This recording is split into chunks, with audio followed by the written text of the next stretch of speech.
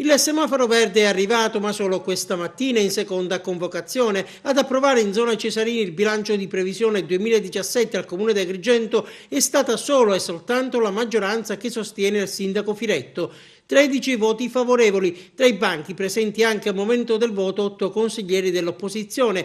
Dunque Aula Sollano, che va detto messa sempre con le spalle al muro, si salva, sventato il rischio dello scioglimento anticipato che si sarebbe materializzato in caso di bocciatura dello strumento contabile. I conti alla fine sono tornati, bilancio licenziato e consigliatura che può continuare. E a questo punto scatta l'ira della minoranza. I lavori d'aula di fine anno, spiegano gli esponenti di Forza Italia, Uniti per la Città, Sicilia Futura, Movimento 5 Stelle, MDP e l'indipendente Nuccia Palermo, certificano che il sindaco Firetto non può più contare su una maggioranza consiliare. Il riferimento è alle dinamiche che hanno caratterizzato la seduta di ieri sera. Dopo un duro dibattito, si legge ancora nella nota, l'opposizione ha messo a nudo le forze politiche presenti in aula, abbandonando la seduta. E così al voto sono risultati presenti solo 12 consiglieri comunali su 30, di fatto rinviando i lavori ad oggi. Abbandonare l'aula è stato un grande gesto di responsabilità nei confronti della città.